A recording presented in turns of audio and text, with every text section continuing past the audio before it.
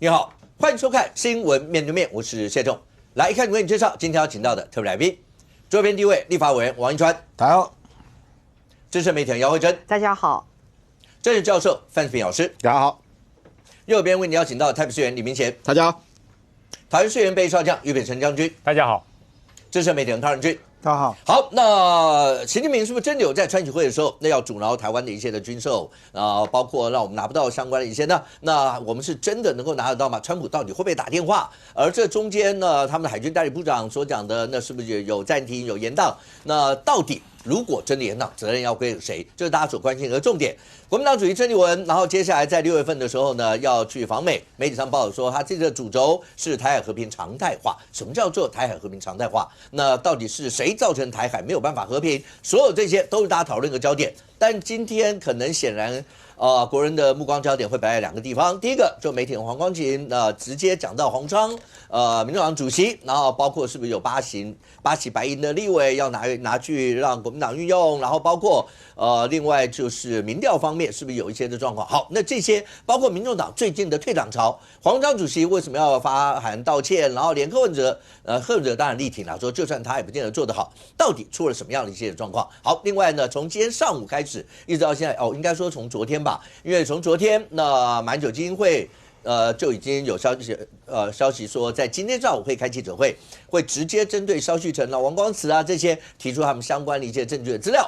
今天上午记者会，然后接下来呢，这整件事情未来到底会怎么样？马前总统身体状况又是如何？我一开始让你先看一下，金溥聪那在整个包括今天基金会的记者会上面是怎么说的？来。今天早上特别请人送到我家来。114年12月到115年1月，王光慈曾分2次私下拿了现金共120万元，要求一位基金会同仁代为保管。他说这是周展军，而且说是萧旭晨交给他的。这位同仁呢，因为担心呢资金来源不明所以他就当场拍照存证这是基金会办的尾牙，但是马董事长没有受邀，也不知情。王光慈有跟每个人提到。这笔钱是来自台商的捐款，并且强调今年的年终奖金是给现金，大家不用缴税。这张呢是萧旭晨一再强调自己从来没有接触过台商捐款，没有碰钱。但这一张是从王光慈电脑硬碟取得的照片，上传的日期是2023年10月我们查了前后1-2年，也有请这会计师事务所帮我们去对账。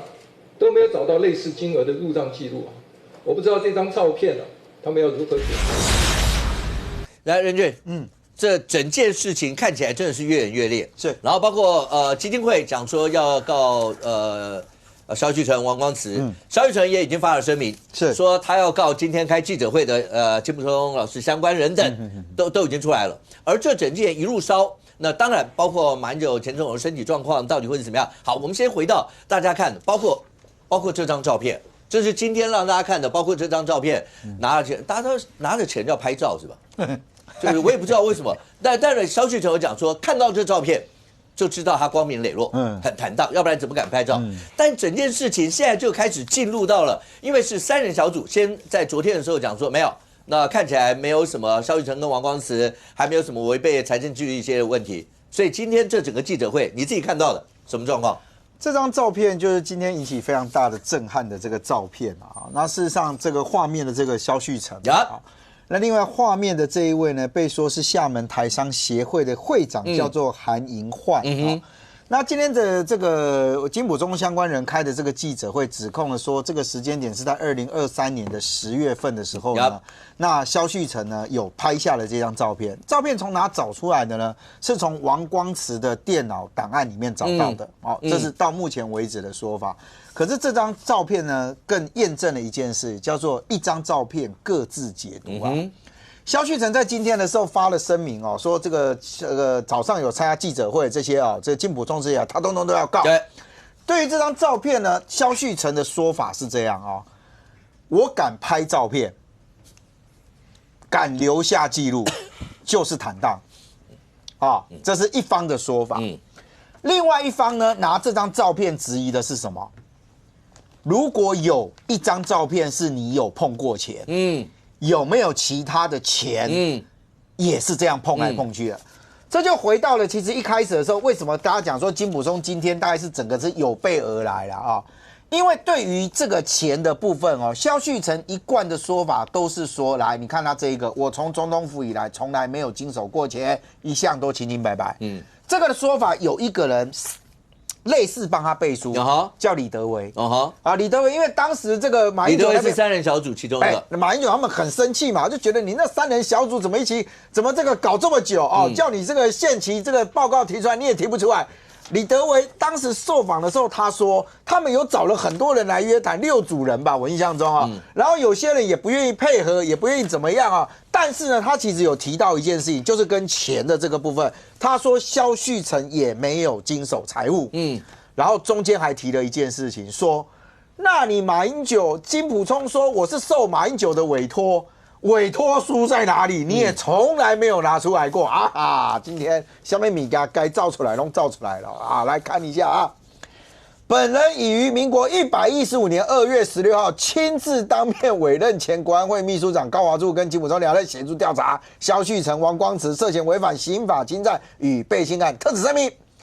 可是你看压的时间点，115年5月23号，大律师在这边嘛，前面看起来是口头委任，后面才有一个书面正式书面。我认为他其实是在回应李德维的那个说法，你说什么都没有，东西拿出来啊，现在好，那这个法律的部分，反正现在大家都说要告啊。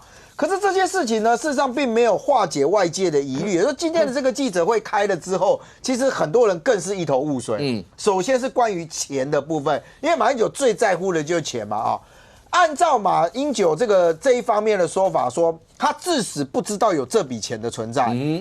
萧旭成的说法是说，这个钱呢，在那个时间点是因为马英九他的总统卸任礼遇已经要结束了。所以有一些台企呢跟台商呢，他们就觉得应该要捐点钱给马英九个人。这是萧旭成的声明里面所说的那比较有趣的是，反正上面有2个人头嘛萧旭成说是他们这个要捐给马英九个人的，这个再回来法律上面有没有可以这样收受的问题？有没有财产来源这些东西？这个等一下要问那个当时。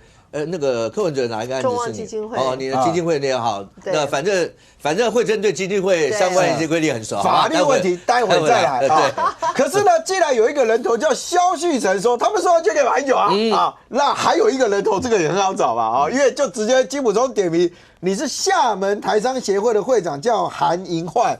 而且呢，还补充了一个时间点，说，其实，在那个当下，他已经被提名成为台企联什么会长之类的我不知道为什么特别没事要提出这一个了那现在问题来了，韩英焕今天也被找到，他一开始的时候那个回答也很有趣，我不知道，我不知道，我不记得，就因为记者会结束，你知道我们的记者朋友。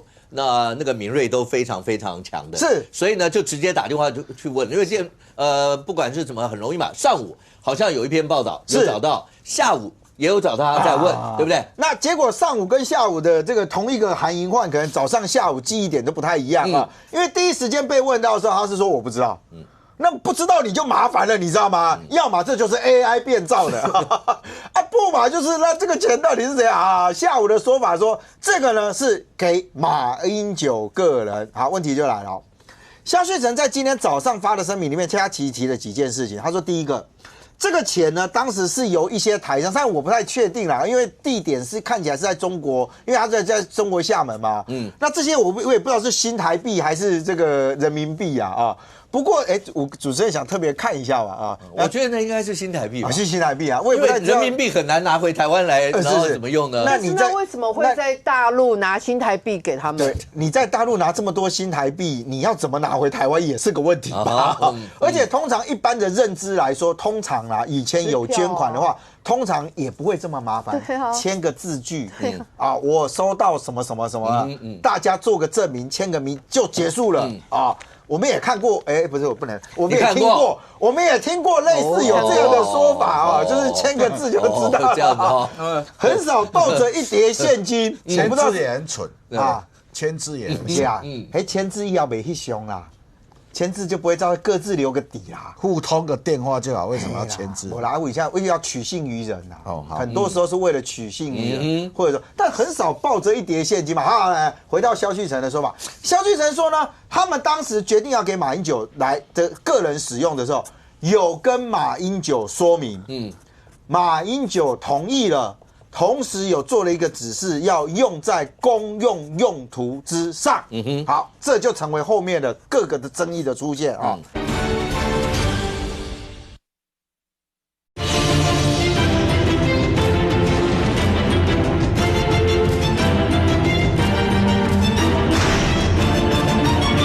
马英九同意了。同时有做了一个指示，要用在公用用途之上。好，这就成为后面的各个的争议的出现啊。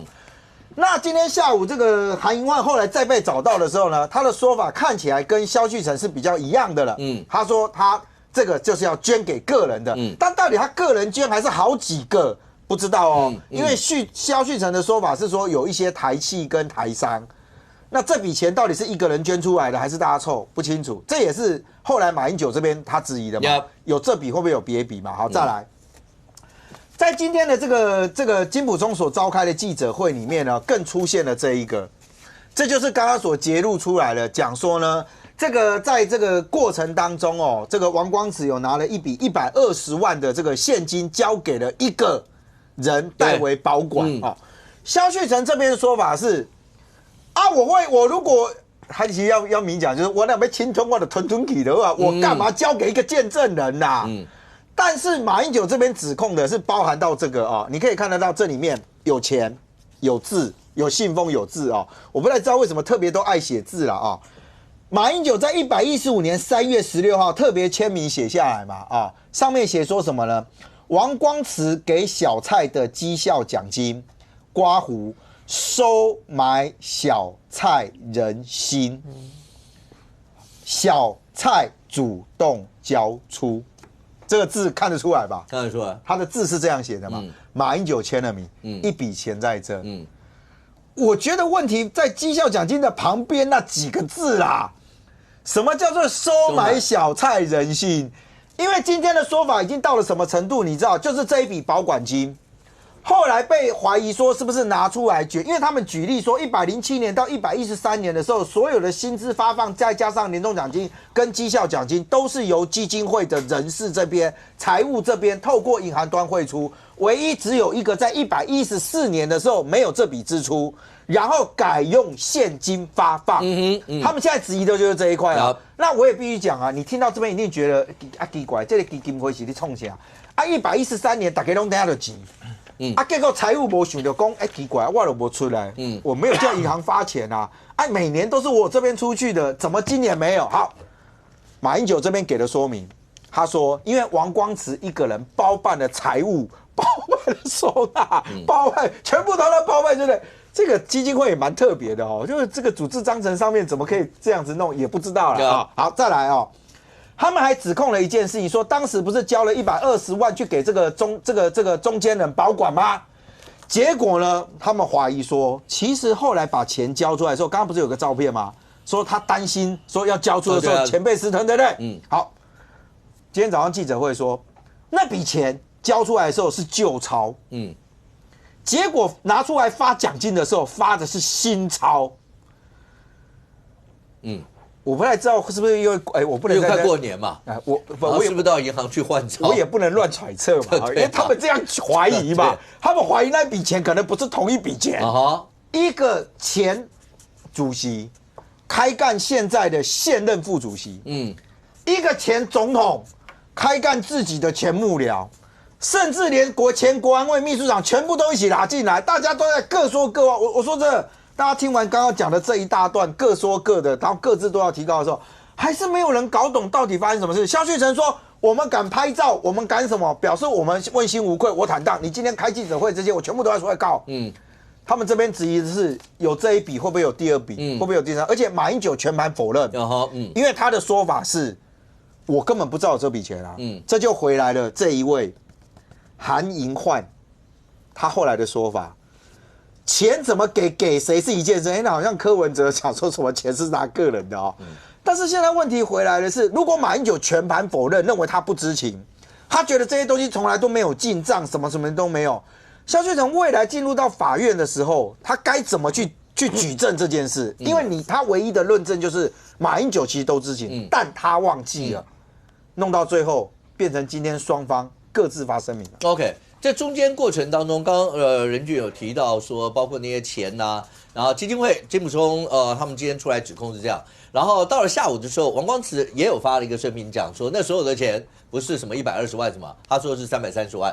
然后他说把所有相关细目，然后所有支出，所有什么都非常详细，已经在3人调查小组的时候都已经给调查小组了。所以呢，调查小组后来说他跟萧旭成没有违反财政纪律。可是你看到今天记者会，显然对于金溥聪啦、戴夏颖他们来讲的话是没有办法接受像这样子。OK， 那包括金溥聪出示了马英九、马前总统的亲笔的委任书，所有相关这些事，因为中间还牵涉到今天大家才算是一窥一点点，不是全貌，绝对不是全貌，而是一点点相关的内容。譬如说，阿川那里面提到了马习会10周年。那个研讨会，马习会，你可以知道，马英九过程当中，大家都说他那时候念兹在兹，包括马习会的历史定位，所以后来还有马习2会所有这些。马习会10周年说有一个研讨会，马英九没有参加，然后为什么今天也爆出来相关的一些事？那所有这些阿川你自己在政坛，然后包括看到刚才讲基金会的这些，包括钱的问题，现在又包括是怎么会一个基金会的董事长？在马习会10周年的时候，他没有出席，说理由是感冒，但结果看内部的一些 LINE 里面的对话，不是感冒，还是什么原因？就是说，就是这一个对话嘛哈，对话因为只有这一页，上面写什么不知道，就忽然间跳出来说这个马英九不出席，那也许上面有讨论。为什么马英九不出席嘛？然后呢，他就说，反正对外先讲说，先让大家都认为马总统会出席。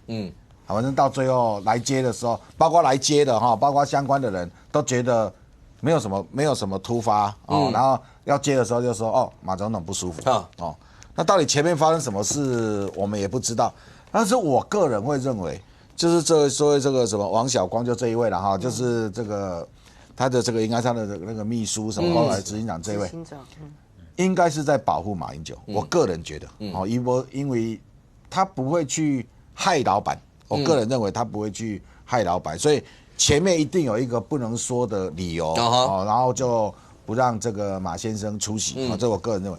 第二个就是其实今天看那个记者会，我最在乎的就是那一张照片了嘛你说拿钱拍照的那张，因为我。插政治嘛，插遮久看嘛，看讲，若要嫁赴什么会时阵，无人咧翕相的，无人咧翕相的啦。就是说，今天假设要交付一笔钱，就是那你就让当事人通个电话，通个电话，我这有通联也不行。不是通，不是等于讲通联，我钱已经交我钱已经交萧旭成总统你知影我有交啊，那就知道有交了嘛。那也许不会讲数字但是中间拿了这个人嘛，不敢给笑。比如说人家给你100万，你拿回来说没有，他只给60万。那这个一对就穿帮了嘛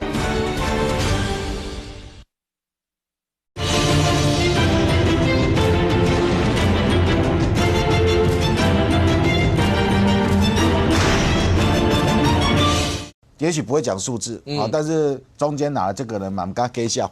比如说人家给你100万，你拿回来说没有，他只给60万。那这个一对就穿帮了嘛所以翕相有2个理由，两种，一种是萧旭成要拍的，就是说你只给我这些钱你不要跟我说你给我很多。第二个是捐钱的人拍的，说我有给你萧旭成这么多钱你不要到时候给我 A 掉因为我们不知道是什么理由。那他的就是说那个姓王的那个电脑里头，难道只有这一张吗？还有没有别张？还是他们捐钱拍照是习惯？这我们不知道嘛这都不知道，没有人知道，因为他今天最后出来，王光子出来讲说有330万。好，但他去解释这330万说我们要怎么用，马总统都知道。而且是马总统同意了因为对方捐钱的人说不希望在捐款记录里头出现他们的名字。这个我可以体谅，就是说有些人捐钱，他不希望有名字露出来，那这个有没有法律问题？等一下请姐姐好，你叫我姐姐啊，又错了，好，这一段剪掉，唱嘛，好，然后呢，请妹妹负责讲，好，来，就是说活多久一点，谨言慎行，这不是重点，好，然后呢，那接下来公他对啊啦，这是重点。我上次不过叫了一个慧珍姐，被她念了半10年。好，就说这些钱是马总统同意不要入基金会的账，我这样讲没错嘛？哈，那全部用在公家，好，就这样。所以呢，他今天有讲说他用在哪里？用在很多包括一些红白帖，包括连办公室的修缮，各式各样的费用，包括年终奖金什么。他现在列出来那些名目，看起来就是基金会原本该支出的。然后他说这些钱已经都用完了，都用完了。这是王光慈讲的事情。好，那他说相关的凭证，他就讲相关的凭证都已经交给调查小组，也就是说这330万用在哪里，他们已经交出去了。代表说我们没有乱花钱。这个地方，你如果要指控萧旭成跟这个王光慈 A 钱，我觉得这个难度很高的原因是，照道理要 A 钱是台商捐的那笔钱，扣底下跌了去，然后呢继续挖基金会的钱出来嘛。怎么会说基金会里面钱都不要动了，继续挖那里？然后我这边因为有不用入账了，所以我拿这一个出来花。那如果这样的话，萧旭成跟王光慈是在保护这个基金会啊，就说我们没有用基金会的钱哦，而是因为有一大笔不用入账的钱，我们先把这里花完，不够再来用基金会的钱。所以你要指控萧旭成在这个地方有财务上的问题，听起来很难，听起来很难。那除非说你们有什么其他的照片去证实萧旭成在这里头有上下其手，我这样讲好像在帮萧旭成讲话。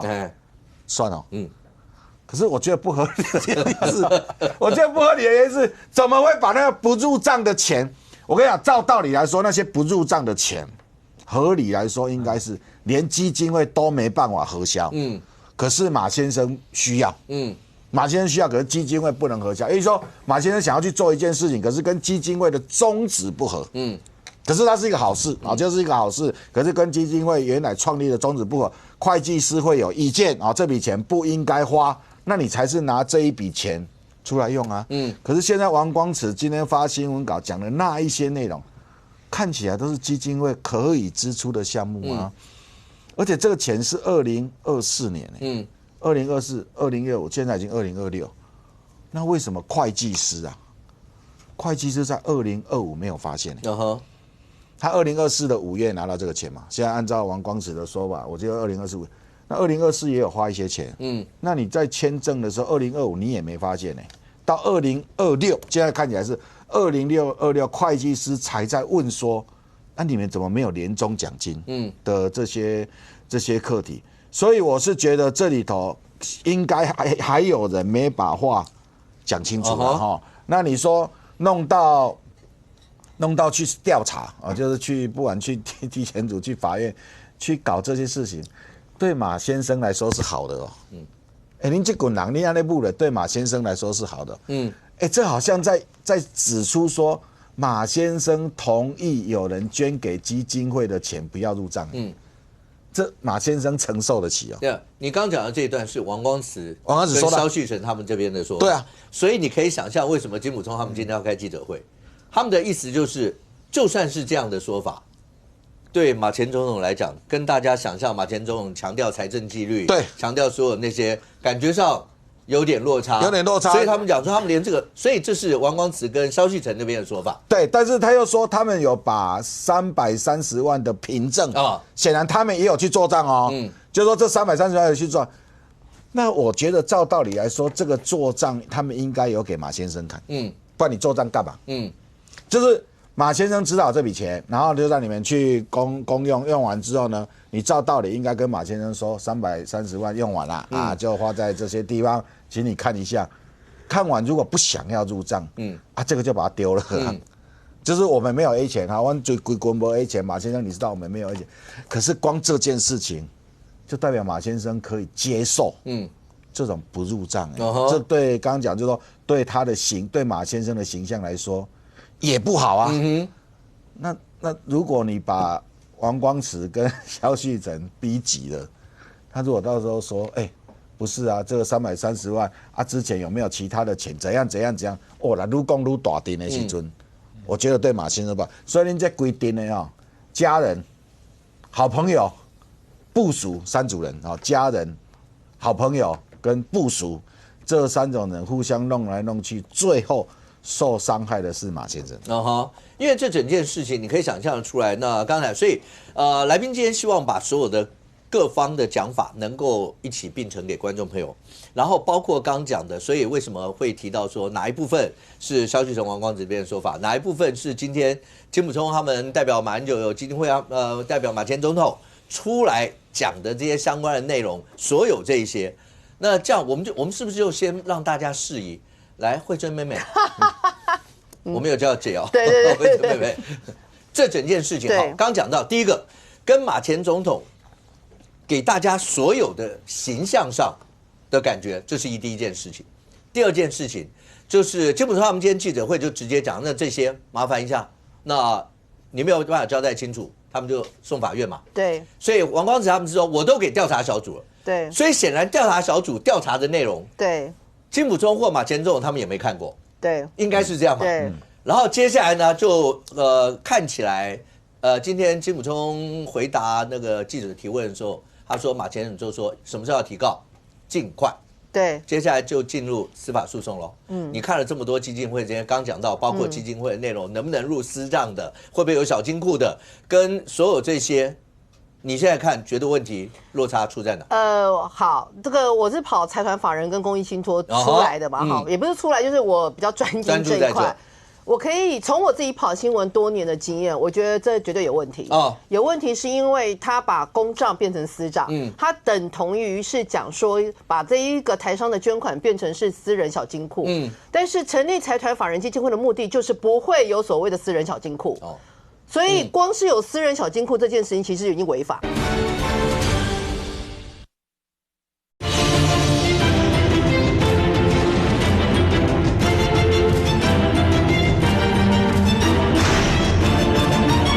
但是，成立财团法人基金会的目的就是不会有所谓的私人小金库。所以，光是有私人小金库这件事情，其实已经违法。不管马英九有没有同意，其实这个东西就是不准许。你怎么会有准许？什么叫做他捐给他个人？那个人是什么意思？你捐给马英一个存折上面写马英九的收入吗？那马英九有没有把这一笔钱做成是他当年度受到捐赠的？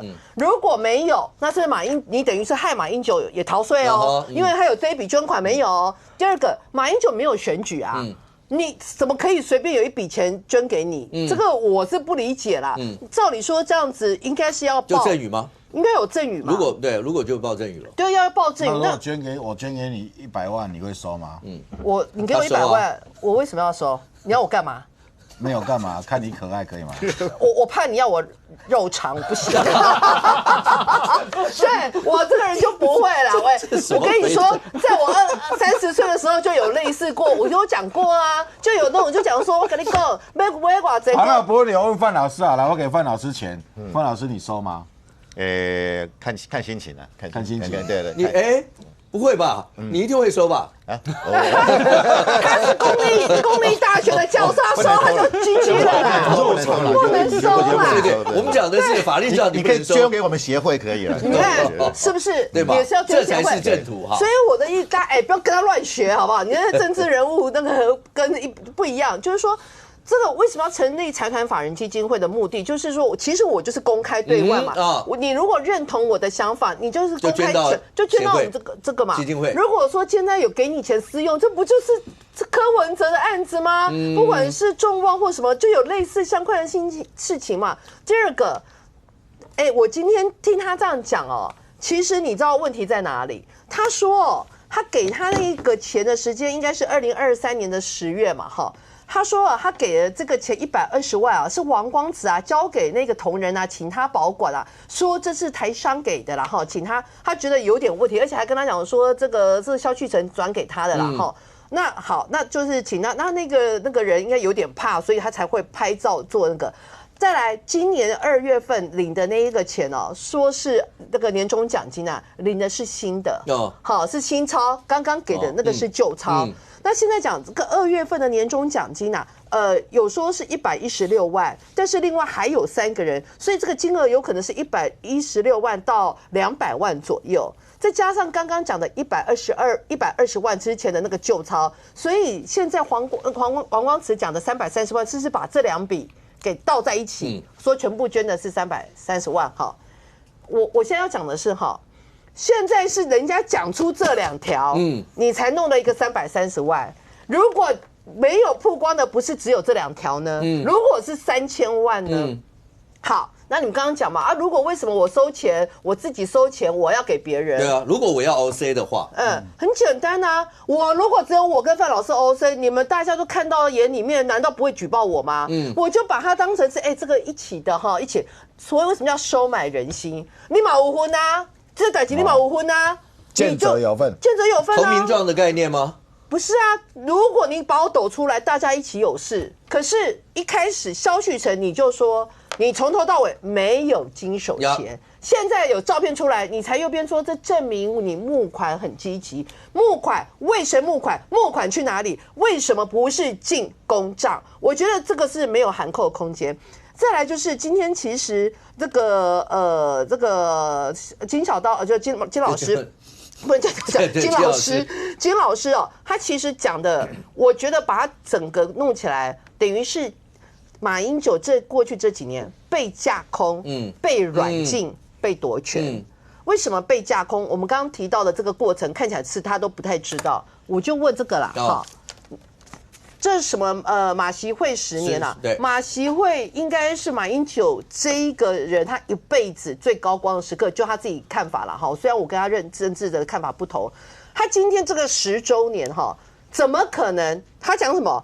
研讨会我们不打算让老板出席，所以意思是什么？不是马英九自己不去，是有人不让他去。好，那你说不让他去是他的身体健康原因，或者是什么原因？不知道。总之是不让他去，不让他去之后再来，仅止于本框的其他人就不必了，就让以为大家还会出席。为什么你还要让外面的人以为马英九还会出席？因为舞台要搭着，这个以马英九为名的舞台要搭着，这个舞台要给谁去发光发亮？你不去，你连马英九的致辞都不让他致辞，你竟然是让郑丽文在这个舞台上讲了15分钟。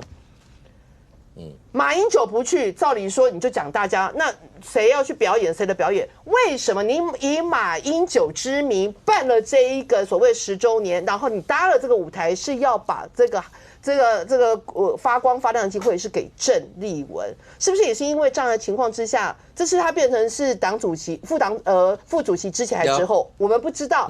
但可以确定的一件事情是，马英九的这一个10周年基金会是有人不让马英九出席，甚至连他的讲稿都不让他出去。他说：“我们不打算让老板出席。”很清楚，所以马英九是根本就是被架空。我跟你讲哦，就算他忘记了，但这不代表你们财团法人基金会可以有小金库。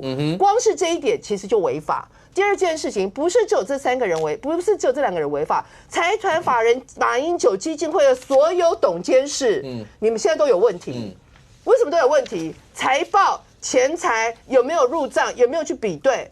这个相关的为什么会有拿现金这个支出？你们有没有开会？你们知不知道？再来，他说这个本来萧旭成是执行长，后来变成首席执行长，后来变成是那个王光慈说自己变成执行长，这样子的人事案，董事会有没有同意？董事会没有同意的话，这样是不行的哦，这是违法的哦。然后再来，我觉得非常荒谬的一件事情是，财团法人基金会有一条规定，这一个财团法人基金会所有的收入的60%要拿去做相关这个成立目的所在。结果他现在光养他们2个人，他支出1000多万，是不是？然后光养他们2个人就花了500多万，所以这2个人，这个基金会变成你们2个人的收入主要来源啦。马英九今天金老师讲，马英九1毛钱都没有拿，董事长没拿钱，的执行长跟首席执行长跟执行长拿了500万，你们这样说得过去？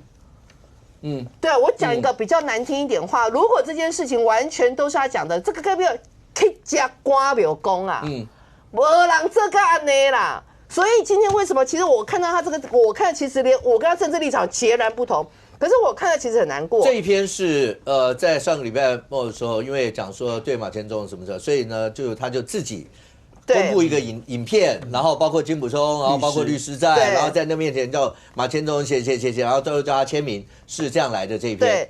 他说啊，这个是我拉拔他们10多年啊，又来邀请他们来跟我一起共事啊，我对他们啊充分的一个信任啊。那我这个应该看起来是没有想过他们会如此啊，这个财务上对我做了许多涉及刑法、背信、侵占这些事啊，是造成我非常的痛心疾首，难以释怀啊。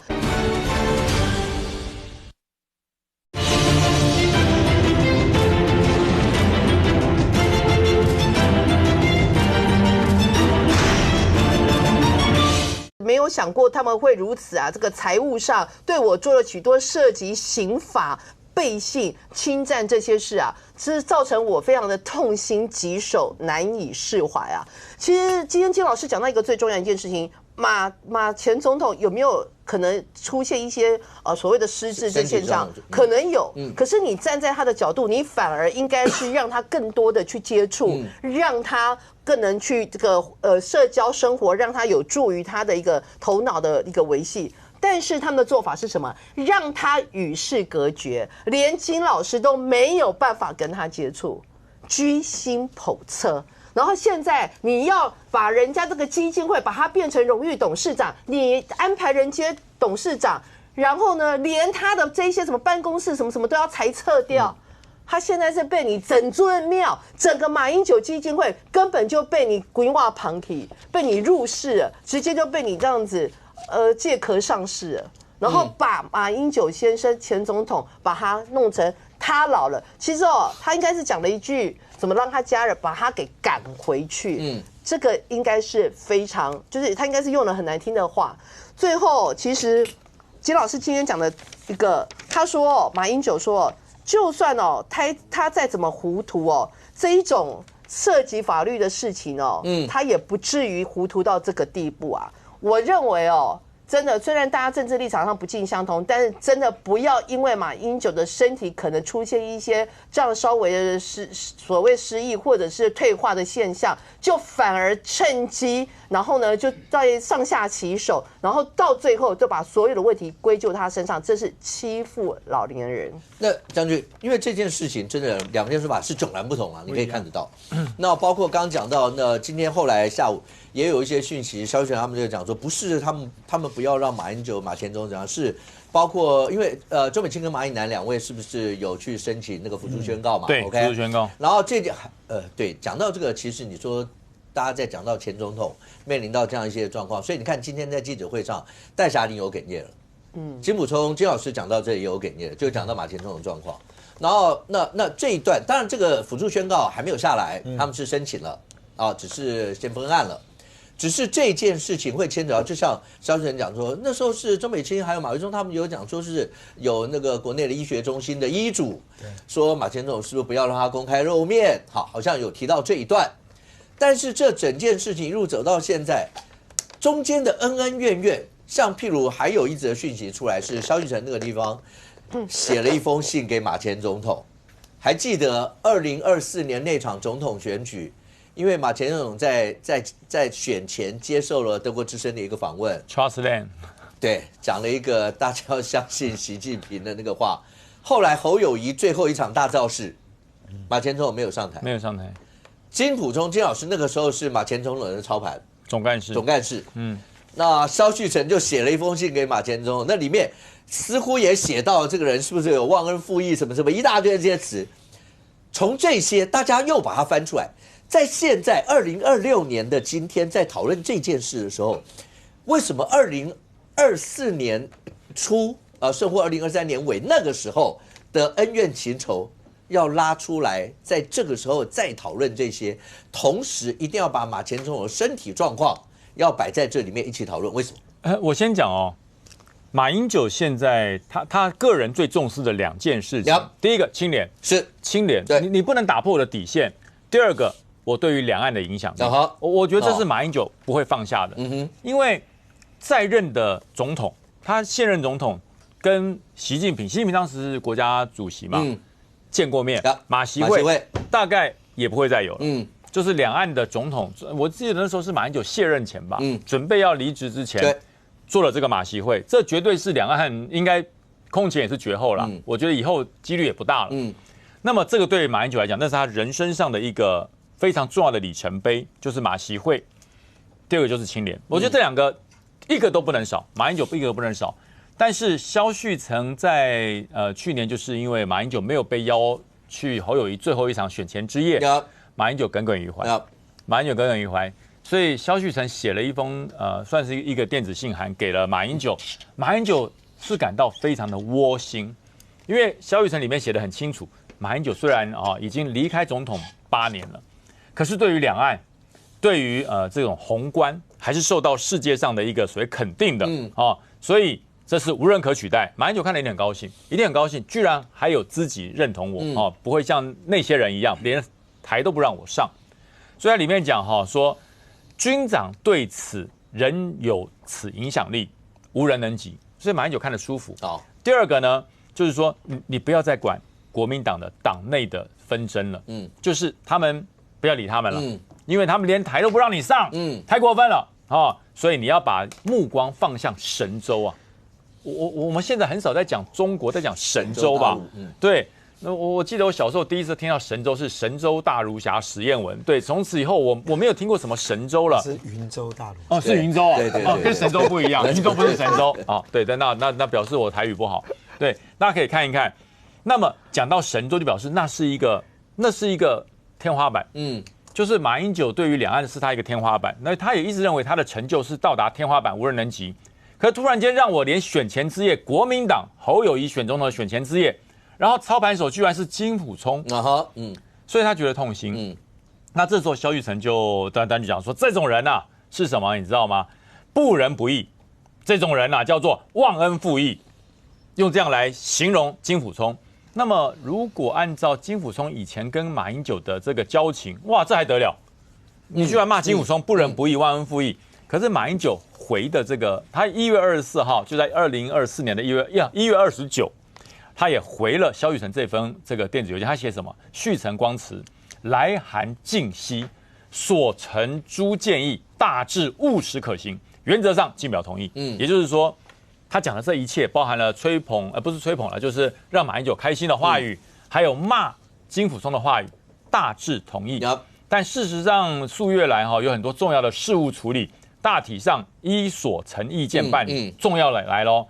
今年3、4月之间的行程，依这个方向，在年后提出简报，以利执行。英九，也就是马英九对于未来还要往中国去出访，他是有兴趣的，可是后来再也没去了吧？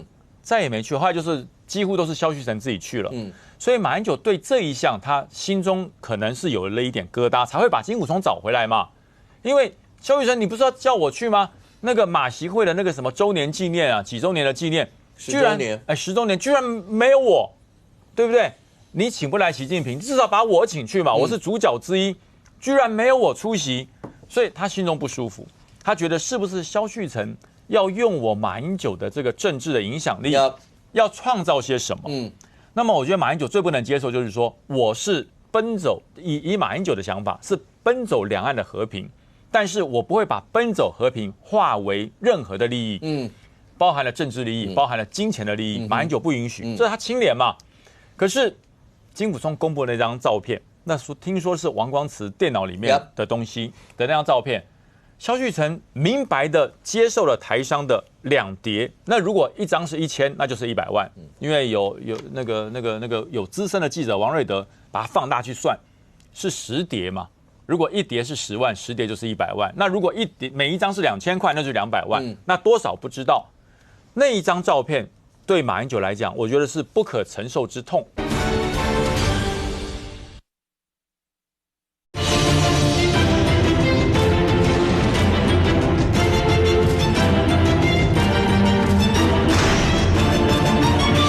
那如果每一张是2000块，那就200万，那多少不知道。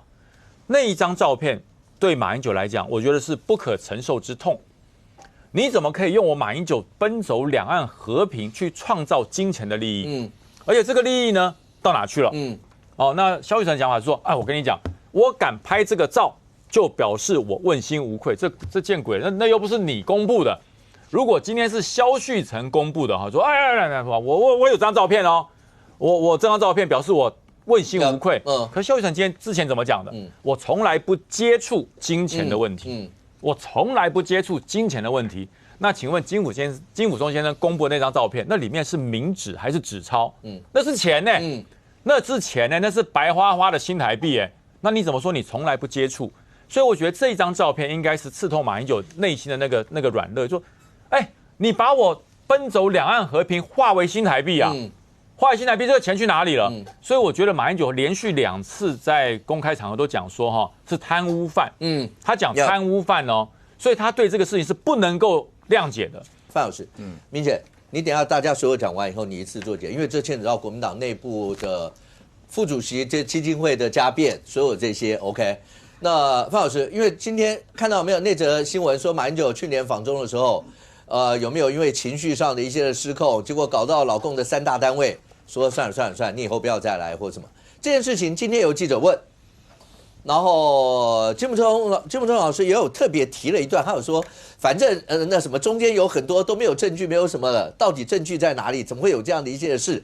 甚或最后讲说，如果以后再有那种捏造的或什么，反正大家现在全部都把法律扛上台面了就对了。但老共来讲，那所谓的3大部门，包括统战啦，包括台办啦，类似这些，他们会是像这样就讲说，算了，你以后不要来了。因为他们可能真的有发觉他在行为上有一些奇怪的地方。其实去年我们记得，我忘记哪一个场合，马英九有出来，然后跟记者然后比了一个鬼脸，然后那时候大家也觉得很奇怪，过去马英九应该是很庄重的人，不太可能会在这种场合做出那种有点大家不能接受的行为。那我不晓得，因为去年这个东西我有去问过人啦，他们的确有一些媒体说，当时的确是有发现有这个情况。对，那甚至就是因为他的名牌把这个马英九的“英”这个字，他看得不满意，那不晓得是写错还是怎样，那为什么好不满意的？因为我觉得那个就是人家印的名牌而已嘛，然后他就情绪大暴走。甚至有勒那个相关人员的脖子等等啊，这个新闻。金溥聪他们今天有讲说没有这样，他说有大声，对，但是没有到动手这个，反正就是你知道两边讲的东西，而且媒体报道跟这都会不太一样。他们说当初他们就是说好像我们在车子上面发生这个行为，他们说学生跟他们坐的是不同车，学生坐的是大巴，然后呢马英九他们坐的是小巴，所以不可能有，因为是有传说有学生传出来嘛，现场看到，他们说这也不合逻辑啊。但是我是觉得其实这几件事情都很多地方大家觉得很怪啦，除了刚刚讲这个传言之外那这个我认为中国当然也会了解，就是说马英九在台湾还是有代表性的啦，因为他当过总统，台湾现在大概现任总统除了就他，当然就没有了嘛。你说国民党里面连战是副总统，而且连事已高，我认为中国当然是希望跟马英九建立关系我不会轻易断绝掉，因为他的统战价值很高，而且他的确是在对岸他有那种民族情怀，然后他也积极办很多两岸青年的交流，所以我觉得除非事情真的很严重。否则我不认为中国会断掉马英九这条线。那第二个当然就是很多很怪的事，就是说，我看今天金溥聪讲了好多东西，我不晓得是不是政治人物这个跟这个到了一个程度，都会觉得拿人家钱拿现金是很应该的事情。对啊，奇怪。柯文哲也这样认为，马英九也接受，没有，你这不能讲。没有，今天有王光慈下午有开记者，不是，就两边讲法不一样嘛。对，你可以讲王光慈他讲法是这样，对，王光慈是说。他说这些台商不捐给基金会，要捐个人。那我不晓得是不是真的，他这样讲的，那这很严重因为你马英九刚刚讲过，拿到那个台商那个韩银焕的时候是2023年10月嘛，你有没有选举？你不可能拿政治现金，对不对？那这个就是一个违法行为，就跟柯文哲一样啊，就认为是香油钱嘛，大家崇拜我，抖内我嘛。那马英九这样想，然后王光慈也这样说，然后你看今天萧旭成说什么？说王光慈拿到金溥聪是说王光慈拿到2笔120万是萧旭成给他的，那也没入账啊。就他们好像萧旭成也觉得这样 OK 啊，王光慈也可以这样 OK， 而且王光慈讲说他们说他们这个在去年3月15号在跟马英九开会，马英九说同意收下，就是说马英九愿意收这个现金哦，然后呢？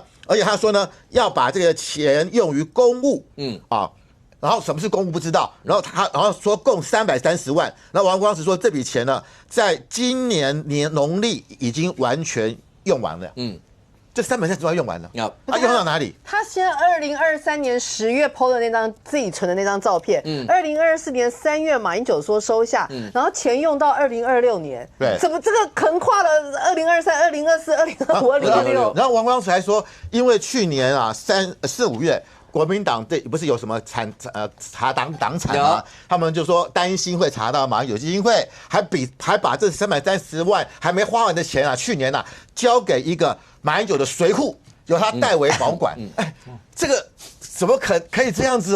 我觉得这个太荒谬了，而且我也觉得很奇怪是，马英九其实你说他卸任总统已经很久了，他有什么政治的价值？说台商还要捐钱给他，刚刚讲过嘛，这个韩银坏是这个捐给马英九个人是2023年，马英九下台多久了？这是让我觉得很讶异的地方。台商要捐钱一定是有利用价值的嘛，怎么会这样捐？而且你看金溥聪还讲什么？他说王光慈啊都不接马英九电话，然后呢马英九到基金会他就躲在厕所或者躲在茶水间。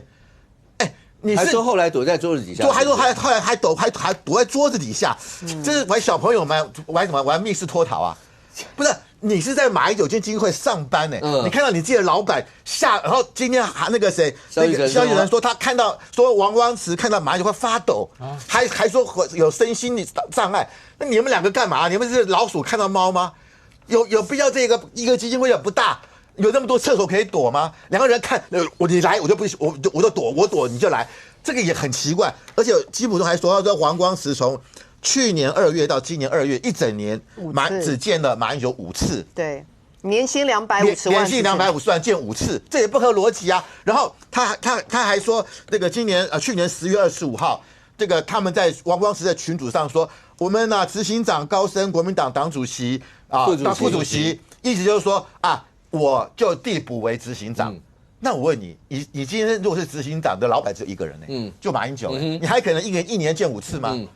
所以这都大家同一个屋檐下工作，你躲我闪你，还像间谍跟 spy 在那边互相，这也不合逻辑。马英九基金会是大到跟篮球场一样那么大吗？哇，大到不行哦，还有10几个房间可以躲来躲去，密室逃脱。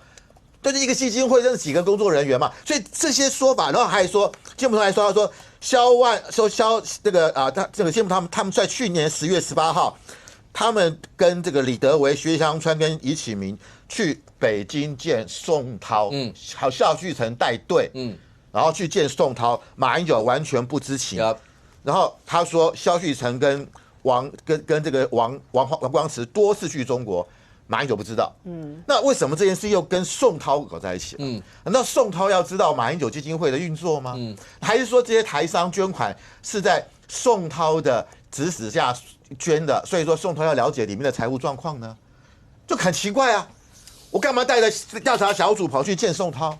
然后你要看还有这个韩银焕这个人啊，大家不要小看他啊，他是在今年5月24号。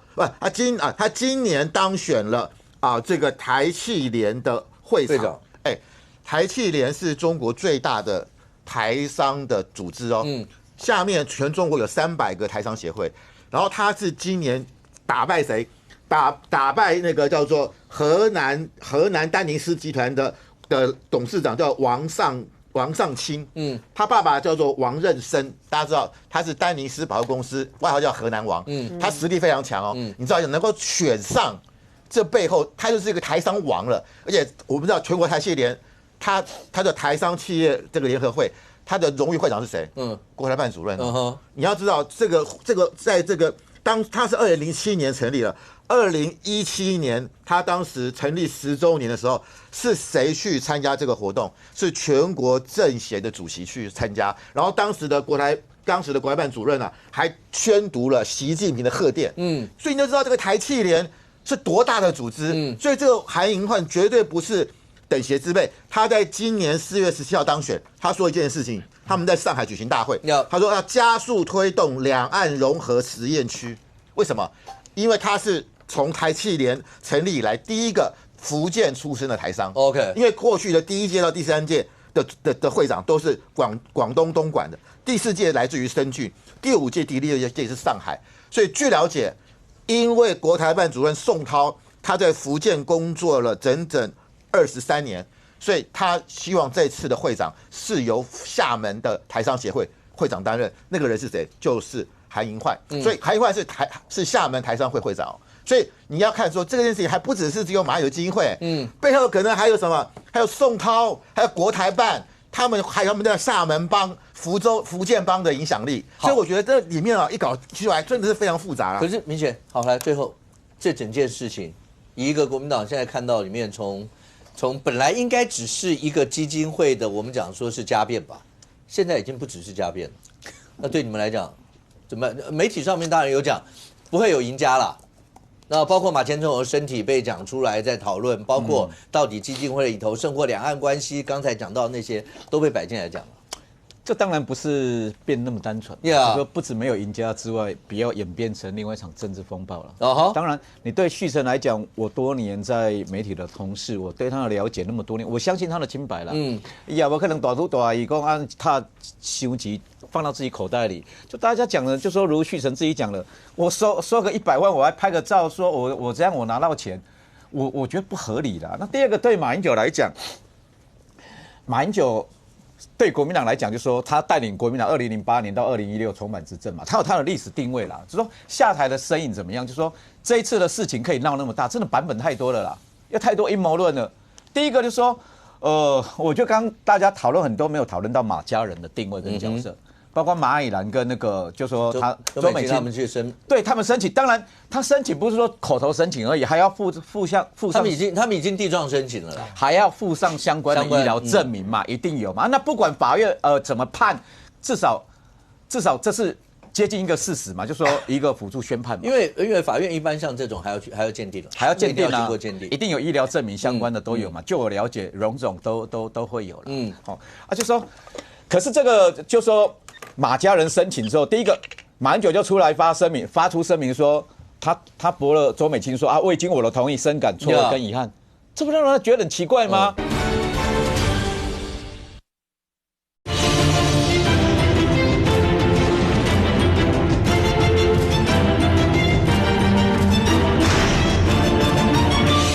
马家人申请之后，第一个马英九就出来发出声明说。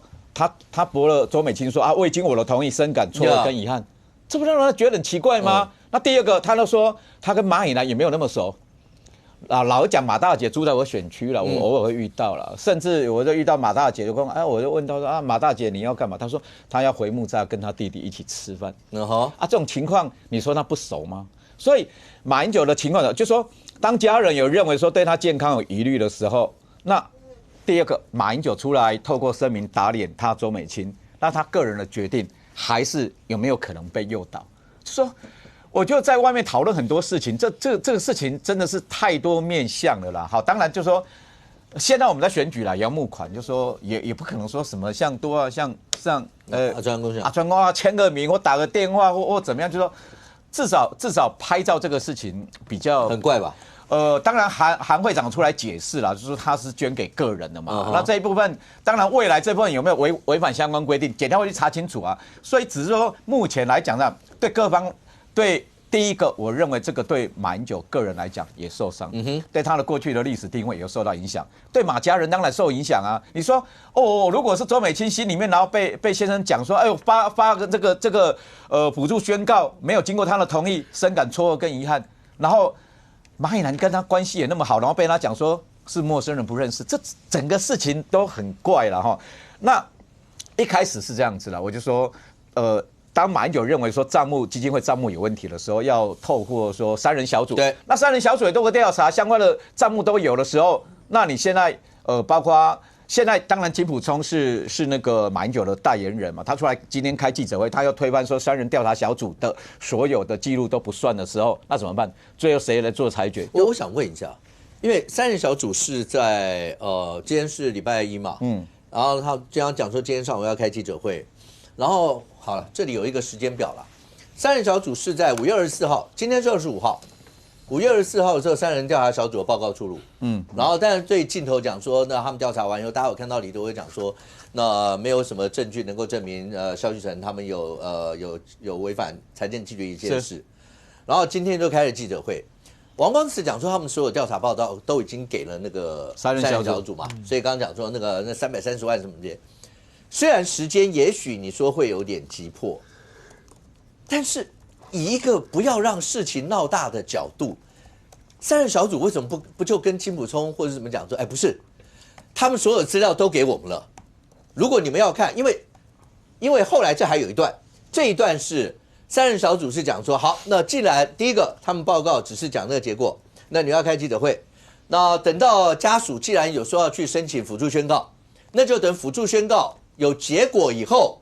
那我们董事会再来讨论这个调查报告，他们是这样讲的哦。那可是不管怎么讲，你可以想象今天记者会一出来以后，一定一锅炸。那为什么不能跟金溥聪他们讲说，不是，我们真的有很详细的资料，他们没有违反财政纪律。你们要不要我们大家先把这些资料3头6面会过，你们再来开记者会？那大家不需要。2车对撞，硬碰硬成这个样嘛？今天记者会等于是一个最坏的局面嘛，就是公羊白羊对撞，是吗？我说难道如果马前总统身体有任何的状况，像小雨他们讲有状况说什么这些，金溥聪没有吧？你今天看他开记者会一定没有吧？而且还一直跟你强调，如果是10年前他的个性，那早就不是这个样子，还一直开记者会的过程不但要讲，好不要生气，对那什么，但是好或是明显以国民党内部这么多人。都没有办法在中间跟他们聊，你们不要再撞了，你们撞下去，惨的也是国民党啊！是啊，大家何必要这个样子？就不能把所有那些资料，因为显然你看今天的记者会的内容，金溥聪他们一定3人小组的那些细部，王光慈说送的那些东西，应该没有送给他们看过。我觉得啦，我自己看他们今天讲的那些内容，因为黄光慈他出来讲的是说，我都给调查小组了，那你们都不能够这样做吗？为什么一定要搞成这样？显然，在处理这件事情，除了让单据跟证据说话之外，显然掺杂了太多过去的历史恩怨跟情绪了。所以这个就变成很难解了，就是黑羊白羊对撞。你说3人小组的公正性怎么样？薛昌川、尹启明，还有包括李德维，甚至还有其他的董事夏珍，这都有经过有记录的啊。还有你是说王光慈的执行长的位阶有没有经过董事会？是有董事会任命的啊。这都有开会有记录啊，这李德维都有出来说明过啊，包括马英九亲自主持的董事会，包括任命王光慈，这个也有啊。所以现在关键是几个啦，第一个，马英九基于说他个人的认定说，包括金溥聪讲法嘛，就说认定说这包括光慈跟那个旭晨是有违反财政纪律的。那光慈认为说这一部分相关都有牵扯，都有单据嘛。那未来这些应该是封包，那直接现在大概谁说横看成影侧成风了，外界人看都看不清楚的情况底下，到底是黑是白？我觉得封包就交给检调去认定，只能这样子了。然后你说中间有没有调人，有没有试图有人去穿梭去协调？是有啊，你包括像杨杜啊、杜哥啊，包括游子祥，很多人出来讲说这件事情就应该让他可以一个顺利的落幕嘛。如果你搞到真的对面决裂的话，就说现在已经是决裂了啊。有一个朋友传给我们，就说雷根晚年的时候，包括他得病的时候，他也写了公开信嘛。他写说我现在开始走向生命黄昏的旅程。他那一个给全国人信的时候，还特别写到说。就说随着他的病情加重的时候，他只希望不要让他的夫人 Nancy 受到这些痛苦的经验嘛。那现在的情况，我觉得最折磨是他的家人啊。那所以这件事情怎么去处理？走到现在，第一个政治上各方都受伤了，第二个对家人受伤啊。所以我觉得说，应该如何在保护马前总统的情况底下，如何得到一个比较妥善的解决。政治已经无法处理了，我觉得最后就是司法来决定。OK， 因为今天记者会反正已经讲了就是要告了，那就看最后法院在认定上面，不管从检方到院方，然后到最后认定说这些事情有没有涉及到任何不管是财政纪律或是有涉及到刑法一些相关的问题。刚刚我节目一开始就讲说，今天还有一段。任俊，是那你说那个光晴，然后直接在直播的时候直接讲黄国昌，大的2项嘛，一个是呢白银8期，是不是要为了安乃那个杨秋云委员，然后什么副院长就给廖给他们使用？第二个就是在那个新北民调蓝白河的民调里头，那讲那个民调所有那些好，那黄国昌基本上是4两拨千斤的回应的。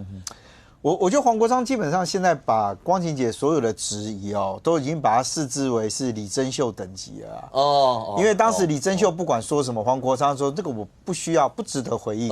今天大概被问到这个，他也一样的说法，就不值得回应。但有些事情可能不是你对啊，值不值得的问题，因为你现在是一个党主席我必须讲，就是说。现在很多人去看说这个所谓的开撕的过程甚至去翻说这个之前黄国昌在那边回答说什么，我看起来像是一个什么会被人家收买或干嘛，然后光晴姐的那个表情一副就是你说3秒钟就是没有要回答的其实我真的回来看，就是说你看得出来，其实每一个的问题的那个问跟答基本上是在2个平行线上面，没有交集啦。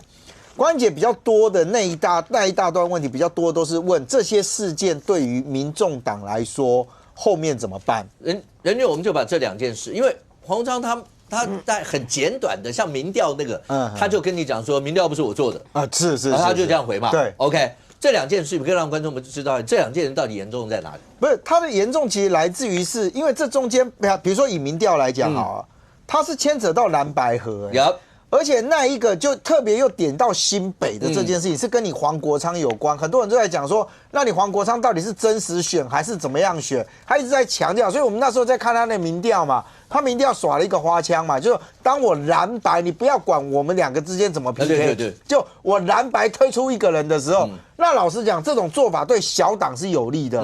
但是今天的那个开撕，它更麻烦的是，其实之前媒体曾经有传闻过啦。就是说，那个所谓的 A 公司的民调跟 B 公司的民调做出来是有落差的过程当中，其中有一个公司的民调是不是它并非按照正常民调的流程？简单的说法大家先回忆一下，柯文哲跟黄国昌开直播的时候，柯文哲是不是曾经讲过说，嘿，民调该怎么做？黄国昌不是跟他说没问题吗？那时候我还在节目里面讲说，黄国昌当然会讲没问题，那个他找的嘛，他同意的嘛，好。关键他那个的说法，其实来自于是我们一般在做民调的时候，理论上面来讲，你要就是家户的部分，家户电话，一个就是所谓的手机。那你通常在加权的，你就在取样的时候，你就是以登记的电话，然后它随机在跳嘛。对啊。那所以通常就是家户的份数跟手机的份数基本上会被认识，然后你加权完了之后再去看你怎么去算，那就是商业机密。但是之前其实就曾经传过，就是说。白银在做民调的过程当中，认为他们的支持者可能比较多，不会在家户里面接电话，所以家户电话里面的比例所抽出来的状态下，对他们来讲可能相对比较不利。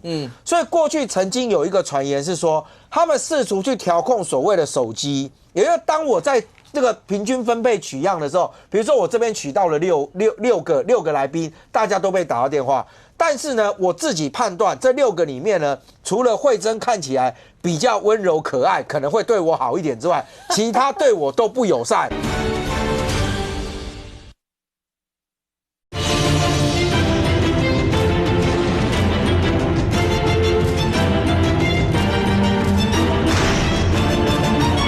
我自己判断这6个里面呢，除了慧珍看起来比较温柔可爱，可能会对我好一点之外，其他对我都不友善。那你一定误解他了对不起，他温柔可爱，他不见得会对你好。是，但是我个人会这样觉得的时候，我就做了一件事情，叫做调控也就是我自动扣掉了这几个不算不好意思这个阿川看起来没塞，一边上来对范老师刚刚回答收钱这件事情回答没有不行，把它排除掉，我另外再取样。好，那就问题就来了，你的取样的公平性在哪里？你自动做筛选了嘛？就是因为这个所谓的民调，它其实要模拟的是我在投票当天，我什么样的人会来？你怎么去判断？我长起来哇，于将军看起来比较会去投票，那个军人出来的哦，长官一个命令就会去，他比较会投票。不，我不能这样判断了。但是现在传出来讲说，事实上在新北那个民调里面就做了这样的一个调控，所以才会有所谓的2个公司做出来的时候，整个的结果差的比较大一点点。那民调这边黄国昌的回应是讲说，没有一个机构会牺牲掉自己的公信力，但是另外一个大家在讲的那个就是白银的8席，说为了要安打，是因为江启臣跟杨琼玉委员那时候在台中初选嘛，对。是为了这个，然后说可以配合廖廖宇他们。好，一开始的说法其实是说，因为大家非常好奇杨琼英为什么一定坚持要选到底嘛，然后呢，这个关姐那时候在直播里面，因为其实老实讲，你光看他那个前面，其实他前面都讲的还很平顺啊，是因为开始应该是有人去灌他，然后去开始骂啊，然后就整个都情绪就讲。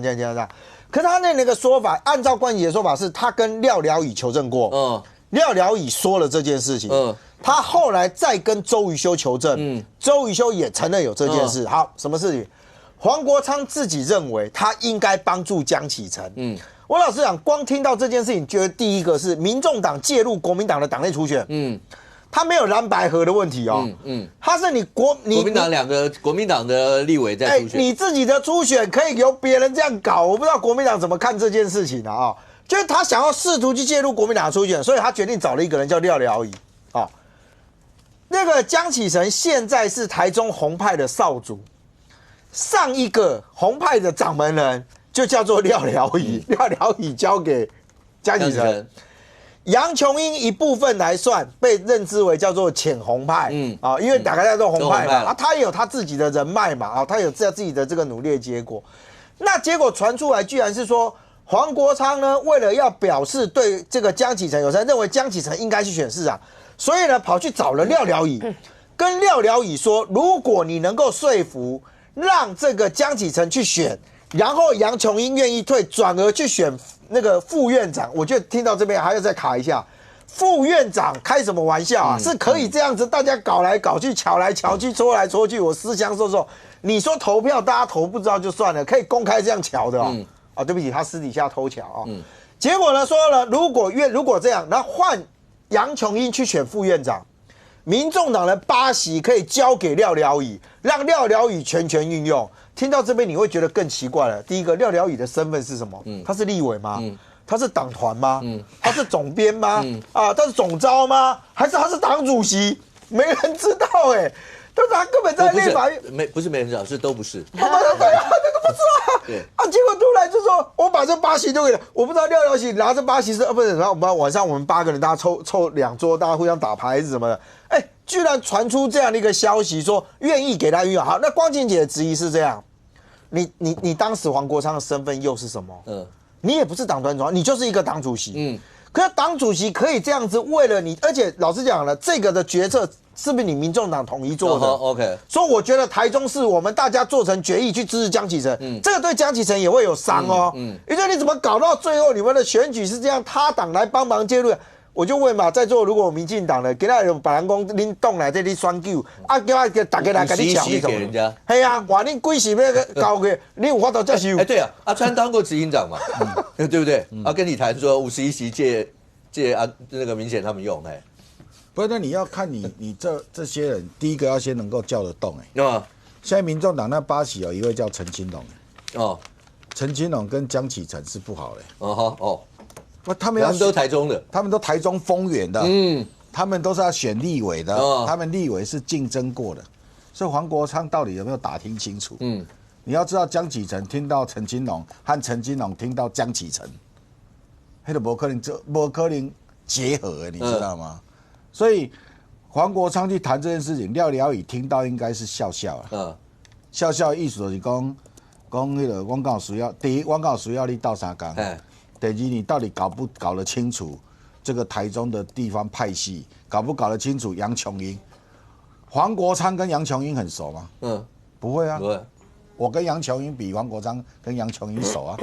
因为我当局长，杨琼英当立委啊，所以我们熟啊。所以这种东西，你说如果是今天杨琼英无法摆平，然后有一个跟杨琼英很熟的人跑去跟廖了以讲说，嘿，那季啊，我来帮你处理。那你听起来才有可能啊，对不对？那对廖了以来说，这杨琼英家己的妹妹呢，让你处理，我得让处理啊，就跟你处理。所以对廖了以来说，才会把这个当成一个笑话。如果是一个笑话，他才有可能对外讲嘛。因为有讲这句话，听过这句话的就几个人嘛，黄国昌嘛，廖了以嘛，然后柯文哲跟周瑜修嘛，对吧？现在听起来就这4个人嘛。那这4个人谁会讲出来？会把这个事情讲出来给光芹听。就纯廖了以呢。刚才周瑜修讲，你讲我黄国昌有够好笑的啦，讲走去找廖了以，讲要改廖，周瑜修没做掉代志。所以一定是这一个光芹去见廖了以，有讲嘛，4月的时候他们有见面嘛，一定讲到这个，把这个当成一个好笑的物件来讲嘛。可是你不觉得黄国昌他到底哪来的本事，有法都可以答应这个代志？而且，好这件事情，因为黄国昌自己回应的时候，他是说他跟廖了以没有直接接触，这4个字也很妙，没有直接接触。你们读法律人是都这样？没有，读法律人不是都这样，那也不知道间接接触是怎么个间接。可是最近你有没有觉得，最近民众党到底是什么？是那个退党已经退到黄国昌要出来道歉了？为什么会搞成这样子？各位记得黄国昌应该在1个月前，他有一次跟大家讲说，他现在正是他人生最忙的时候，他正在处理一些事情，以后再跟各位讲。他那时候就是在处理这些退党了。那他这处理掉，因为最主要是他没有原则，就是说那个党的提名没有原则。民众党是没有人要选的地方，有一个人说他要选。然后主席说你不可以选，然后有2个人要选的地方，像那龟山2个人要选，其中一个不想选了，那就应该提名另外一个嘛。然后他说你另外一个你也没资格，所以你们2个都淘汰，换另外一个来选。有人要选的不让他选，然后呢那个地方没有人要选的，然后他就硬要叫，就说本来有一个人要选就把他赶走，要换另外一个来，搞到好，比如说还有一个什么。桃园那个主委为什么退出？高委他要选，他说什么？他说他要选嘛。对啊，对。然后党中央跟他讲说，没有主委，自己当主委还要被征召了啦。结果他说不是啊，按那个屏东那个主委不就征召？那屏东的主委可以征召，我桃园的主委为什么不能征召？就搞到然后那个云林的说，这个姓李的林进冠不提名你，然后不提名之后他说，那我们2个都退党，我跟我姐姐都退党。他说。那提名你姐姐，对，他就说提名他姐姐，然后他姐姐说：“我为什么我弟弟不提名，他会提名我？”然后2个都一起退党。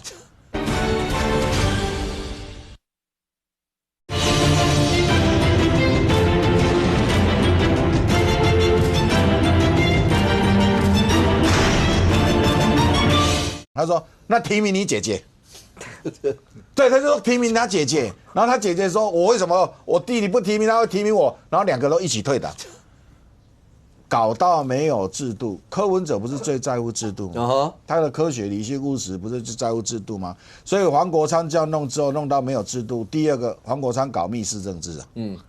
他打电话给廖了以的这件事情，不就是密室政治吗？不是就在讨论副院长的事吗？而且副院长跟你黄国昌没有关系啊。这也是国民党内部的事嘛。如果今天江启臣去选上了这个台中市长，要巧也是国民党先瞧出一个人来啊，也跟你民众党没有关系啊。你怎么可以打这一通电话在讨论什么副院长的事情？所以黄国昌用密室政治，然后又不科学、理性、务实，然后做民调的时候又自己发明一个，就是那个光芹讲的什么调控配控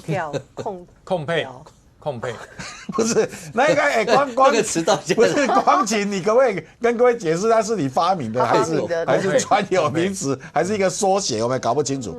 那概念就是说，反正一定要打到黄国昌有赢。这一个调控配这种方法，我请问李四川知不知道？国民党知不知道？还是国民党跟我们一样最近才知道？如果国民党也同意这种调查方法，那是很奇怪的。如果国民党不知道，你才会觉得说。我黄国昌立马搞完国民党整下来呢，你怎么可以这样子跟那家民调公司用这种方法在进行民调？并且，国民党知道这事吗？那件事情，那个民调的事，控配不晓得。对，因为刚才川是直接问国民党，就让你自己直接回就好了。没有了，就说民调公布我们也知道，就说互比跟对比73嘛，我真的没有听过相关的控配，还有包括有调配，真的没有这一种。我自己也办过初选民调，也没有这样。OK 啊，可是最近民众党这些所有的事情，会不会影响到国民党跟民众党之间的合作？是不至于啦，我觉得这2件事情，第一个从马英九基金会到民众党最近的退党潮，对2党都会受创，所以呢受伤啊，代表说现在在阵营是属于一个逆风的状态嘛。如果顺风的时候叫民党的那衰席，所有事情中央部会轮流当卤煮的时候，那在野党要进攻就很顺啊，所以现在好像打棒球一样，就变成又逆风了嘛，怎么我们的王牌投手上去都被 K 得很惨，就变成这种很麻烦，所以。你说会不会影响合作？我认为不会啦，因为最主要这是年底选举，最主要目标是胜选，最主要你要以做教人为主嘛。当然扛教人有不同的想法或怎么样，就是说柯志恩他也提到，譬如说我们以反攻那个南台湾为主，柯志恩说这个完全不会影响说跟黄国昌任何合作。而且黄国昌去帮柯志恩，就是他讲说那要合体柯志恩要把高雄拿下来。那对你觉得柯志恩他觉得黄国昌站旁边比较开心，还是郑丽文站旁边比较开心？为了所有对选举来讲，所有能够对选举有帮助的多一张所候选人都愿意支持。郑丽文有没有帮助？我认为都有帮助啦。那吴宗宪为什么到现在都还没碰到他？会有排吧。譬如说，他先找蒋万这阵子现在浮选嘛。那你说，包括《自由时报》最近前阵的做一篇文章说啊，什么所有我们候选人不要让郑丽文去，有这个状况吗？川博不是跟郑丽文合体，然后那个龙介也前几天也是。川博那被大家拿来做文章做了半天了，25秒。你看，将军会讲，我觉得他们又在跟，譬如说黄国昌啊，到底又翻几秒。我觉得有时候在做文章了，就说两军对垒的话，主帅在还是会有他的帮助。就说提名的话，不管再怎么样，第一个候选人一定会找现在最有能量。我认为蓝军目前最有浮选能量的话，因为如人饮水，冷暖自知嘛。你要看候选人会找谁来，万安就最高。蒋万安、卢秀燕这些应该都是蒋万安、卢秀燕啦。原先马英九也是算是啦，上一届选举他也算是，可他目前看起来就说陷于纷扰，我觉得他不太容易。你刚刚讲主帅到多少一定会有帮助啦，所以你会请郑丽文帮你站台？我会。你一定会对不对？会。OK， 你觉得你们其他同党的人也会吗？我认为会。可是市议员很少找主席站台，还是市议员联合造势的时候，主席总要到。蛮好找的啦。没有那一种，跟我讲，就是说他会找嘛，应该是蛮好找的主席啦。没有啦，川，你的意思说没那么忙吗？我没有说。我讲。那个阿川，那我家里也想法吧。你民党候选人，你找赖清德有帮助，还是找那个蔡英文比较有帮助啊？为什么那么多人找蔡英文去爬山啊？所以我也没有跟你见缝插针啊。对两党来讲，可以啊，有什么关系？没有必要。两党主帅壁垒，主帅上去一定有帮助。譬如说，我们县长候选人那个主席一定会去，因为很多大型造势都是嘛。你说，主席这一场到底有没有多少加分？那当然见仁见智嘛。不是是。民众党现在真的面临到所谓的奶酪理论吗？可是即便这样子，柯文哲还是挺慌张啊。对，因为我觉得蛮有趣的一件事情哦，其实某一种程度你会发现，这些离开的人都比较将剑拔所向是黄国昌嘛，就他们是被黄国昌给逼走的。第二个，这些走的人事实上对柯文哲也都没有口出恶言，他们都比较骂的是那个黄国昌，所以我之前本来会认为哦，这个动作是在干嘛？是在黄国昌在清除这个前朝余孽的势力哦，就是把这个民众党真正变成是黄国昌的成分比较大。但是哦，他又不要让这一个民众党真的可以茁壮，他让那些可以有机会打赢战的人哦，反而你说，我觉得宝宝打赢战的机会绝对，还有对不对？那个林进官他打赢战总是有机会，总是机会比较大嘛，对不对？然后更不用说李友仪，大家都会认为其实他是机会很大，那为什么要把明明看起来有机会的一个一个都弄走？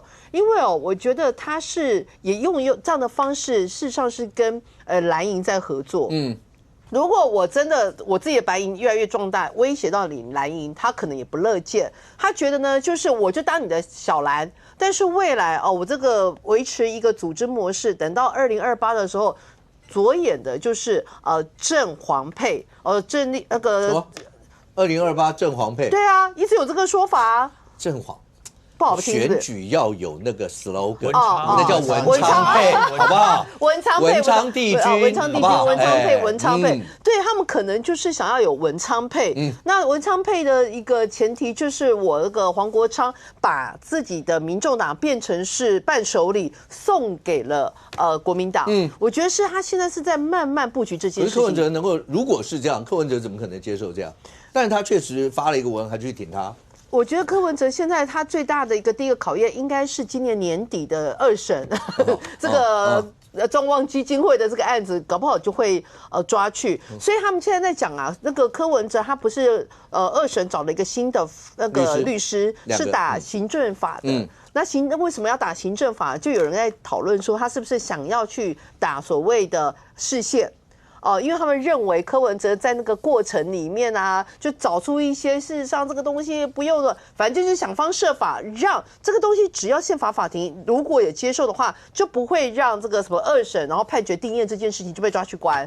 现在有这样子的一个说法存在，所以我觉得柯文哲为什么这段时间还是挺黄国昌，因为他确实，如果他面临到的最大的关键点就是今年年底的这个2审的宣判嘛，那他要先度过这一件事情这一关，而度过这一关，民众党对他来讲还是要背后要有一个彻底的民众党，不然他现在如果跟黄国昌翻脸了，请问他拿得回来吗？也拿不回来啊。好。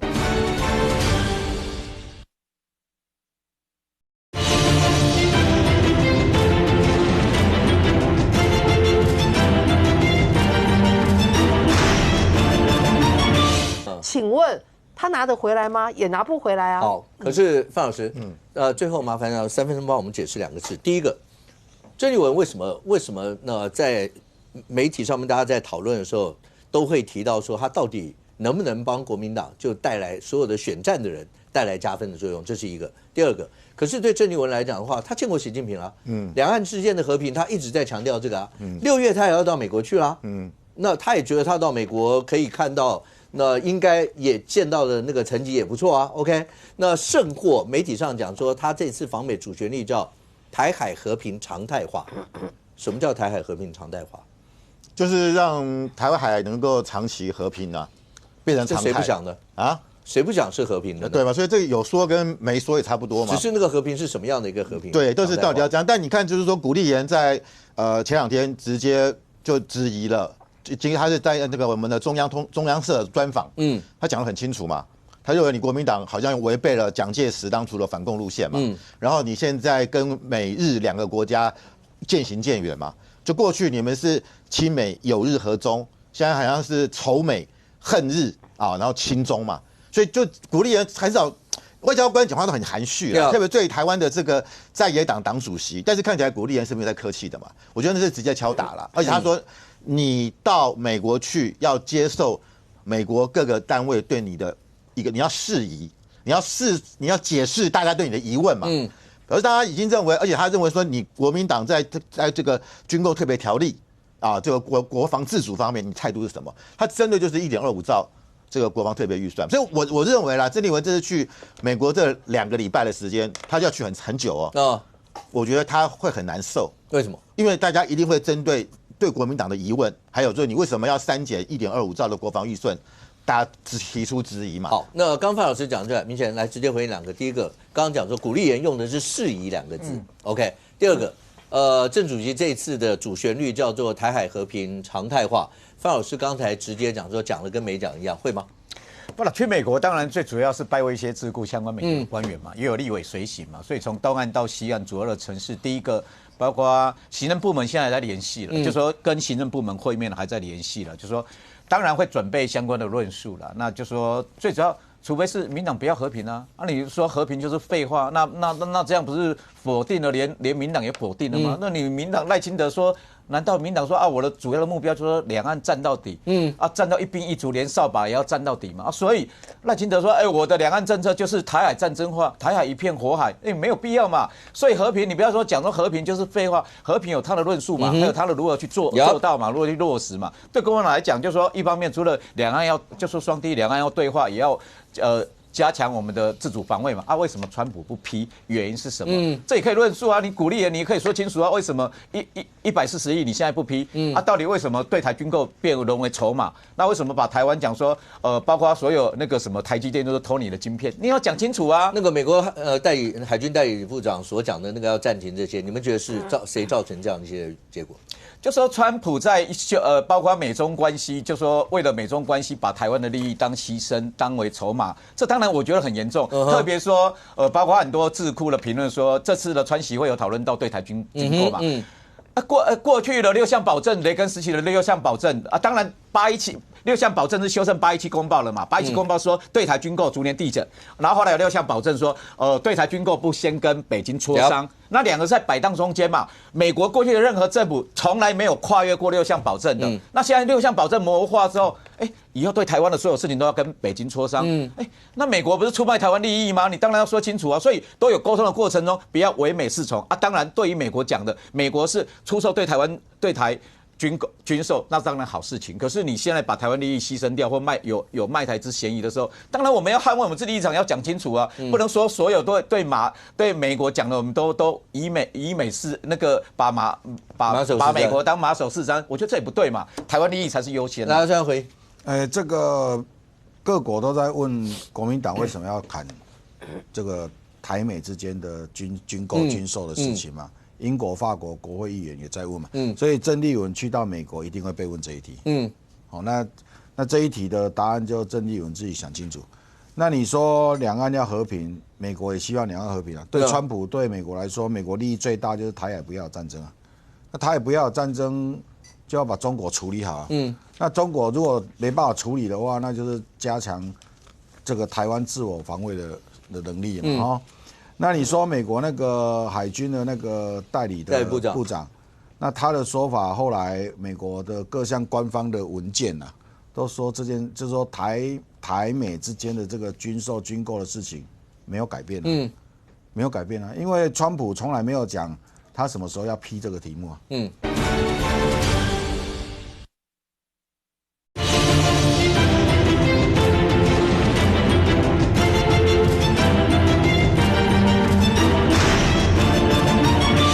因为川普从来没有讲他什么时候要批这个题目啊，从来没有讲过啊。因为川普美国有美国的利益最大啊，那美国利益最大，他算他自己的状况，然后最后会送进国会嘛。那所以没有什么川习会之后美国一定要批，美国一定不批，什么时候批多少，这个东西都不是原来就已经设定好的进程嘛。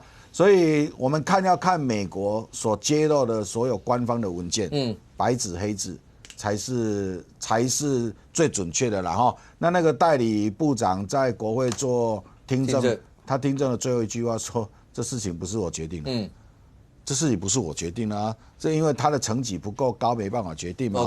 所以这件事情大家就等川普按照他自己美国利益最大，然后送进他们的国会，才有办法有明确的时辰。范老师，你刚刚回什么？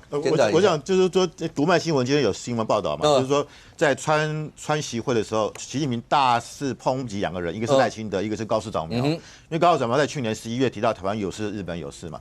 我觉得这里我到美国去，美国国会议员第一个问的就是说，连日本这样的国家高市早苗都敢为了台湾的利益来对抗中国，让习近平痛骂他的时候，你郑丽文，你们跟日本人能比吗？日本比如国土，它的 GDP 都比台湾大那么多，他都愿意这样做。那你到底是你这里我到底要不要保卫台湾？我觉得他会，而且你要不要你年底要那个他们国会要集中选举，很多这个你砍的这些军购，那会影响到美国军火商的利益所以他们会对这些国会议员会帮军火商来质问你国民党到底在干嘛嘛？因为这1.25兆不是我们乱写的，是台美的军方经过好几年的沟通协调得到的结果。所以为什么你鼓励日强要是1.25兆不要打折？这是经过严密的计算的，不是乱比的。你这一大笔一挥变7800亿，那你这个到底是个负责的在野党吗？我很快补充一下哈，郑丽文说台海和平常态化，这个想象很丰满，现实很骨感，这是现况。现在是老共的船越界骚扰常态化，大圈圈10艘以上，小圈圈5艘以上，这就是川习会之后一直到5月23号。各位，超过100艘船呢，有海测船，有军舰，有各种船舰，就从黄海、东海、台海到南海，超过100艘，这叫什么？这叫做骚扰压力常态化。所以不是嘴巴讲得很漂亮就能做到。中国有在和平，有在放松，有在表示善意吗？来，明杰，最后30秒。对，所以这一部分当然对国民党来讲，当然要努力的地方，就是说，第一个你要两岸对话，第二个对台军售。你说，删了一部分，第一个有发价书就给了，第二批到底要不要？你那美方要同意啊，所以我觉得对执政党或在野党来讲，你要让美国先同意嘛。美国没有批之前，你要先给吗？所以不能说只有给在野党扣上说我们就是跟中共同路人，我们就是不反共，我觉得这完全是抹红了。来，回正30秒。是啊，我觉得这个军购这件事情，如果再这样推延下去的话，真的会让人家全世界质疑啊！你们到底为什么不去进行这个部分？然后再来，现在台股的不断的在创新高情况之下，为什么会这样子？但大家会认为说，台湾对于美国或者是对于整个科技这个部分的一个重要性是毋庸置疑的。所以我真的觉得，不管是在国家安全上，或者是在未来这个经济上，真的不要再有任何阻挡的声音。OK， 麻烦所有的这些事情，未来到底还会怎么样一些延烧？真的会提诉讼吗？什么时候会提？而这里面也牵扯到了刚刚讲到说，如果一路延烧下去的话，那还会有其他，因为这里面也包括连两岸关系之间的一些问题，也都摆在这个里头。未来到底会是怎么样？那郑丽文主席访美以后，真的会提出相关刚才来宾所提的这样一些问题吗？台海和平常态化在未来会怎么发展？我们大家拭目以待。非常谢谢现场所有来宾，也非常谢谢观众朋友收看新闻对面，我们明天见，拜拜。